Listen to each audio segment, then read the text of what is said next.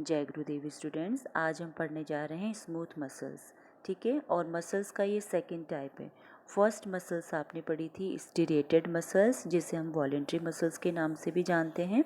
और आज हम पढ़ रहे हैं हमारा स्मूथ मसल्स, जिसे कि हम इनवॉलेंट्री मसल्स कहते हैं, क्योंकि ये हमारी इच्छाओं के अनुरूप नहीं चलता है।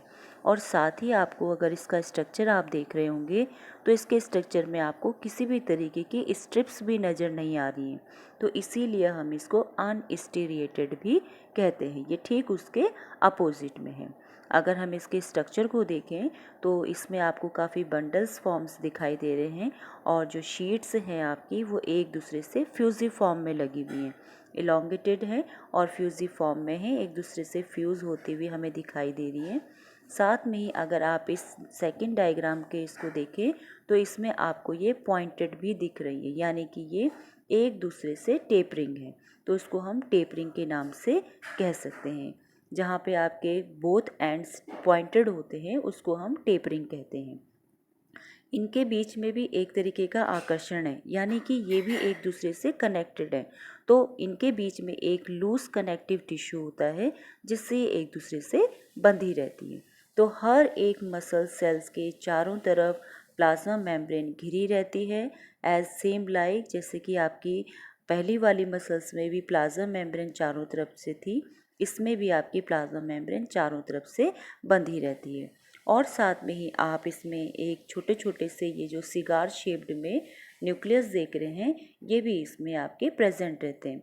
अब आप इसमें डिफरेंस अगर देखेंगे पहले वाले मसल से, तो उसमें आपके मल्टी न्यूक्लिएट थे, जबकि इसमें आपको कैसे दिख रहे हैं कि हर एक के अंदर एक न्यूक्लियस है, यानी कि ये यहाँ पर यूनी न्यूक्लिएट सेल है एक तरीके से।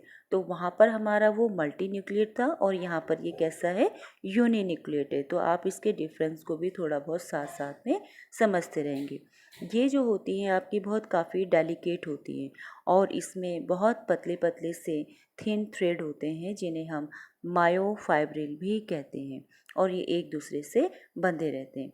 तो इसमें किसी तरीके का, वैसे तो हमें बैंड्स और स्ट्रिप्स नहीं दिखाई दे रही हैं, लेकिन इसमें ये फाइबर्स के फॉर्म में दिखाई दे रही हैं, तो इसीलिए हम इसको अनस्टिरिएटेड भी कह रहे हैं, क्योंकि इसमें किसी भी तरीके की हमें स्ट्रिप्स नज़र नहीं आ रही है।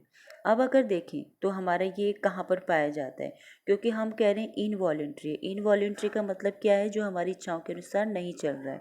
तो हमारे ऐसे ऑर्गन्स जहाँ पर हमारा वो ऑटोमेटिकली अपना आप काम करते हैं, वहाँ पर हमारे इस तरीके के टिश्यू आपके प्रेजेंट रहते हैं।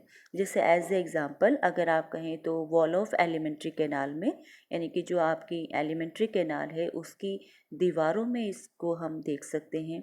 हमारे जो ब्लड वेसल्स हो सकती हैं, या हमारे जो इंटरनल ऑर्गन्स हो सकते हैं, हमारे यूरोजेनिटल डक्ट्स हो सकती हैं, वहाँ पर हमारे ये इस तरीके के टिश्यू प्रेजेंट होते हैं। और अगर आप इसे थोड़ा सा और एक्सपेंड फॉर्म में देखें तो ये हमारे स्टमक में भी पाया जाता है, और कहीं ना कहीं इंटेस्टाइन में, ब्रोंचिस में, या हमारे आइज़ की जो आइरिस होती है वहाँ पर भी हमारा ये प्रेजेंट रहता है, क्योंकि ये इनवॉलेंट्री है और अपने आप ही अपना वर्क करता है। ठीक है, तो अगर हम इसके फंक्शंस को जानें तो फंक्शंस में देखिए, क्योंकि ये अपने आप ही ऑटोमेटिकली अपना आप काम कर रहा है, तो कहीं ना कहीं कॉन्ट्रैक्शन तो अपने आप हो ही रहा है ना। तो आप कह सकते हैं कि ये हमारा जो फूड का एलिमेंट्री कैनाल है, वहाँ पर opening and closing of tubes में वहाँ पर ये काम कर रहा है। और जहाँ पर आपके पेरिस्टेलेटिक मूवमेंट्स होती हैं वहाँ पर ये काम करता है, क्योंकि इसमें आपका प्रोग्रेसिव वेव्स चलती हैं, मस्कुलर कॉन्ट्रैक्शन और रिलैक्सेशन होता है, एक तरीके से रिदमिक प्रोसेस होती है। तो वहाँ पे जहाँ पर भी आपकी पेरिस्टेलेटिक मूवमेंट होती है वहाँ पर आपका ये प्रेजेंट रहता है। ठीक है, और आप कह सकते हैं गैस्ट्रो इंटेस्टिनल ट्रैक्ट में भी आपका ये प्रेजेंट रहता है, तो वहाँ पर भी अपने वर्क को प्रॉपरली करता है। और अगर इसे हम और ज़्यादा उससे अच्छे समझें तो एक तरीके से ये हमारे एक्सट्रूसिव मूवमेंट को दिखाता है। इट मीन्स आप ये कह सकते हैं एक्सट्रूसिव मूवमेंट, इट मीन्स ये धक्का दे करके बाहर निकालने की जो प्रोसेस होती है वहाँ पर भी ये प्रेजेंट रहता है। एज एग्जांपल यूट्रस, ठीक है ना, और यूरिनरी ब्लाडर हो सकता है, गाल ब्लाडर हो सकता है, तो वहाँ पर हमारा स्मूथ मसल्स जो है वो प्रेजेंट रहता है, क्योंकि ये कॉन्ट्रैक्ट करता है और उन ऑर्गन्स को फंक्शंस के लिए पूरा तैयार करता है। तो इस तरीके से हम देख रहे हैं कि हमारा जो स्मूथ मसल्स है वो भी हमारा 3 नामों से पहचाना जा रहा है। फर्स्ट हम कहेंगे अनस्टीरिएटेड, ठीक है, और दूसरा कहेंगे हम इनवॉलेंट्री।